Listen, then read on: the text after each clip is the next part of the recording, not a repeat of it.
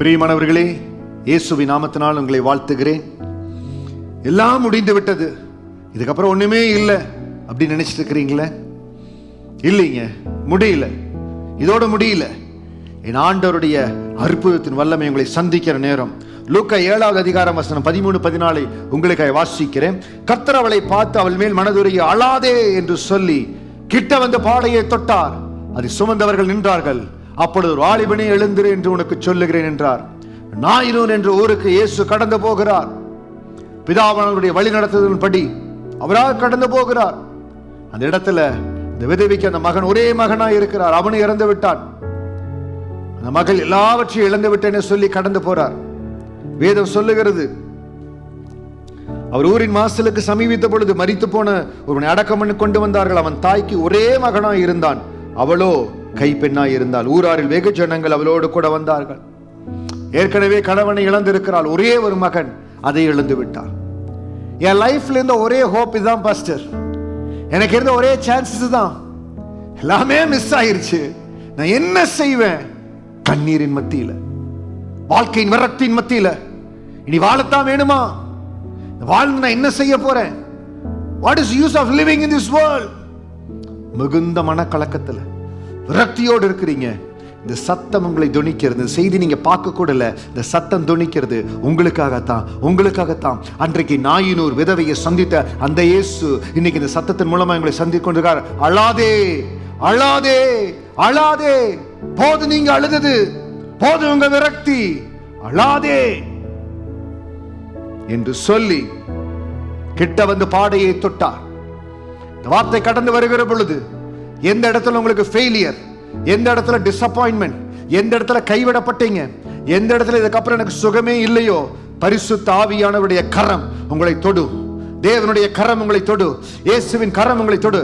S, ஆண்டவர் உங்களை தொடுவார். இந்த வார்த்தை கடந்து வருகிற பொழுதே லூக் 7:14 கிட்ட வந்து பாடையை தொட்டார். வாலிபனே எழுந்திரு என்று சொன்னார். அவன் எழுந்தான். அதே போல இழந்து போன ஆசீர்வாதம், மடிந்து போன ஆசீர்வாதம், உங்க கைவிட்டு போன காரியம் எல்லாம் கைக்கூடி வரும். என் ஆண்டவர் அதை கொடுக்கும்படியாகத்தான் இந்த சத்தத்தை உங்களுக்கு அனுப்பி கொண்டிருக்கார். தயவு செய்து உங்க வாழ்க்கையை முடித்துக் கொள்ளாதீங்க.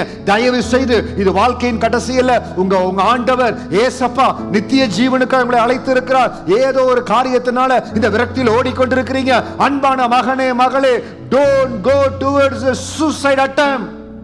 எந்த காரணத்தை கொண்டு உங்களுடைய சரீரத்தை, உங்களுடைய லைஃபை மாய்த்து கொள்ளும்படியாய் போகாதீங்க. ஏசப்பா உங்களை அழைக்கிறார், இயேசு அழைக்கிறார். அழாதே, உன்னை கட்டுவேன், உன்னை வாழ வைப்பேன், திரும்பவை எழும்புவீங்க, கவலைப்படாதீங்க, சோர்ந்து போகாதீங்க. லூக்கா 7:13 நாயினூர் விதவையை பார்த்து ஆண்டவர் சொன்னார், அழாதே. இன்னைக்கு உங்களை பார்த்து சொல்லுகிறார், அழாதே, அழாதே, நான் இருக்கிறேன். ஏசப்பா கடந்து வருகிறார். இயேசுவை பத்தி உங்களுக்கு தெரியாது, ஆனால் உங்களை பத்தி முழுமையும் என் ஆண்டவருக்கு தெரியும். அந்த நாயினூர் விதவையை சந்திக்கும்படியாய் அவர் கடந்து போனார். அதே ஆண்டவர் உங்களை சந்திக்கிறார், இந்த சத்தத்தின் மூலமாய் சந்திக்கிறார். எஸ், உங்களுக்காக தான் பேசிக் கொண்டிருக்கிறார், உங்களுக்காக தான் அந்த வார்த்தை கடந்து வருகிறது. அழாதீங்க, வாழ்க்கையை இயேசு மாற்றுவார். வாழ்க்கையை இயேசு பிரவேசிக்கட்டும் சொல்லுங்க. என் வாழ்க்கையை நீங்க பொறுப்படுங்கன்னு சொல்லுங்க. மடிந்து மண்ணோடு மண்ணாய் போய் இருக்க வேண்டிய 30வது வயதுல வாழ்க்கை இழந்து போய் இருக்கிற என்னைய மனைவியும் அழாதே என்று சொல்லி ஒரு கரம் எங்களை தொட்டது. 26 டிசம்பர் 1999 அன்றைக்கு தொட்ட அந்த கரம் இந்த நாள் வரை அற்புதமா பாதுகாத்துக் கொண்டிருக்கிறது. அந்த இயேசுவை பெற்று அந்த இயேசுவோடு நடக்கிற அந்த அனுபவத்துல, அந்த சந்தோஷத்துல, அந்த மகிழ்ச்சியில சாட்சியாய் சொல்லுகிற இயேசு உங்களை வாழ வைப்பார். அழாதே. என்ன காரணத்தினால உங்க வாழ்க்கையில தடைகள், போராட்டங்கள், மனமுறிவுகள் வந்திருந்தாலும் நான் உங்களை வாழ வைப்பாருங்க. தயவு செய்து எந்த காரணத்துக்காகவும் வாழ்க்கையின் முடிவு வந்துருச்சுன்னு சொல்லி நீங்க முடிவுக்கு போயிடாதீங்க. கர்த்தர் உங்களை நடத்துவார். ஏசப்பா உங்களை ஆசீர்வதிப்பார். உங்களுக்காக விசேஷமா இயேசு சொல்லுகிற வார்த்தை, அழாதே, ஆசீர்வாதத்தை திரும்ப எழுப்புவேன், உன்னை கட்டுவேன், உன்னை வாழ வைப்பேன். இயேசுவை நம்பி இருங்க, எல்லாவற்றிலும் நீங்க வாழுவீங்க. ஒரு நாள் வரும், இந்த செய்திக்காக ஆண்டவரை நீங்க துதிப்பீங்க. கர்த்தர் உங்களோடு இருக்கிறார். தேவன் உங்களை ஆசீர்வதிப்பார். சந்தோஷமா இருங்க. கர்த்தர் உங்களை ஆசீர்வதிப்பார்.